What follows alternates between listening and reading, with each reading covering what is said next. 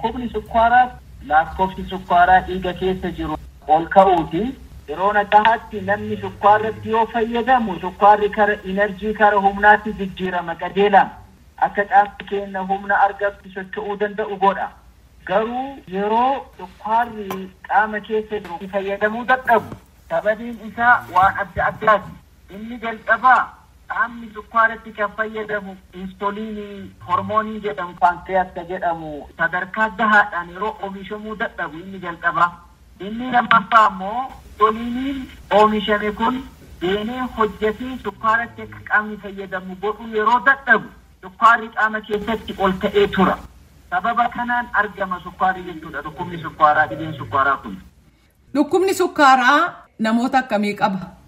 Daa'ima ji'oottan lakkaa'amanirraa haga nama waggaa 70, 80, 90 oliitti dhukkubni sukkaaraa argamuu ni danda'a nama hundarrattu.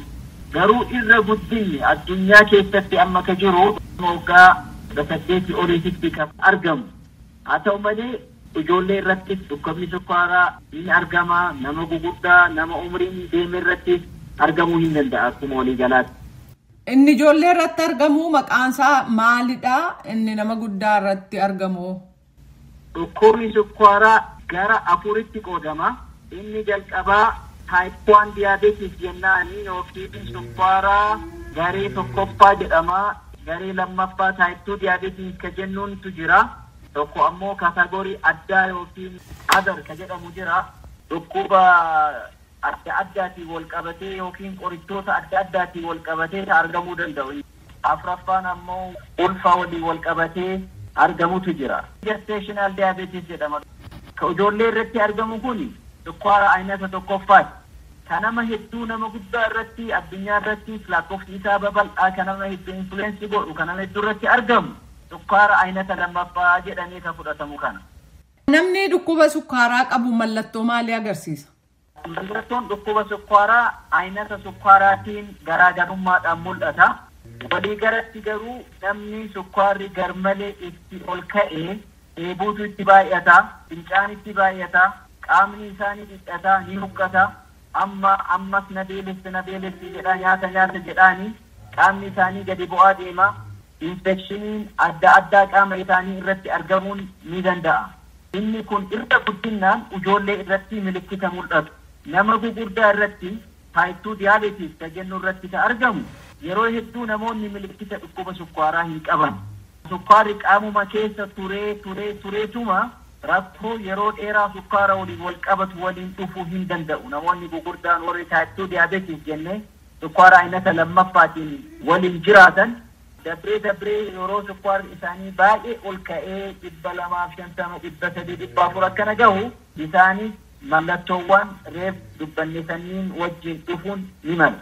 Inni warri type 2 diabetes yookiin aynata lammaffaa jennee fudhannu kun mallattoowwan sukkaarri yeroo hedduu qaama keessa nama wajjin turu wal qabatee dhufan akka miilli nama hadoodu, yeroo deeman miilli nama dhukkuba ijaa yookiin kalee yookiin onnee waliin dhufuu hin danda'u dabree garuu walii galatti dheebuun qaamni nama dhidhachuun fincaan namatti baay'achuun mallattoon dhukkuba sukkaaraa jennee fudhannu isa kanniin.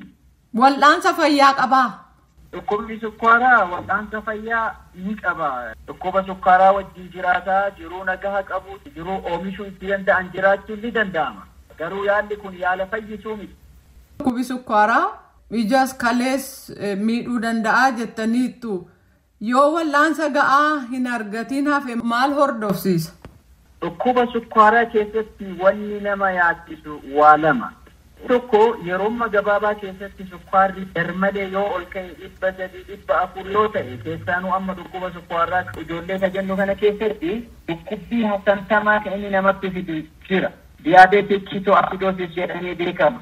Baay'ee sukkaarri garmalee yoo ol ka'u ijoollee yoo insuliinii gahaa qaama keessa hin qabaatin haala hospitaala keessa nama ciibsisee akka yaalaman nama dirqamsiisu. Kun waan yaala hatattamaati. Nama gurguddaa irratti ammoo namoota umriin isaanii deeme yookiin bishaan gahaa dhuguu hin dandeenye irratti sukkaarri baay'ee ol ka'ee 600 ol fa'a ta'a yeroo hedduu kun ammoo isaanis akka hospitaala dhiifamanii hatattamaan akka yaalaman godha. Yeroo sukkaarri ol ka'ee qaama keessa yeroo dheeraadhaaf turu hidda dhiigaa xiqqoo fi hidda gurguddoo dhiigaa kan qaama keessa jiran irratti dhibbachuu dabree cufamuus namatti fide.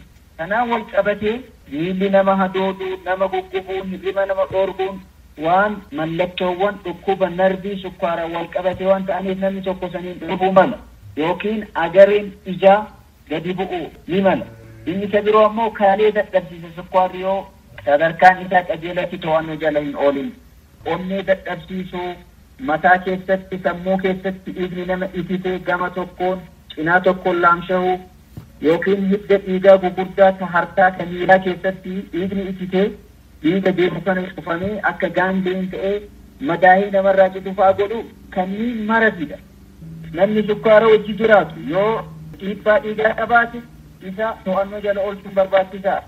Yoo koolistirooliin yookiin xoomni dhiiga keessaa ol ka'aa ta'e isas to'annoo jala oolchuun barbaachisaadha.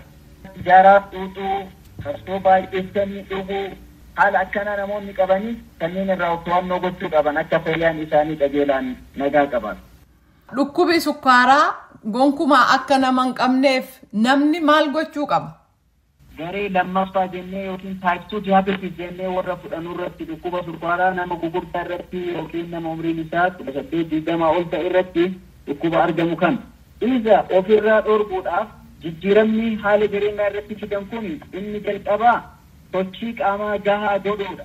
Miilaan deemuu yoo danda'an ispoortii hojjechuu yoo danda'an fiiguu baay'ee barbaachisaadha.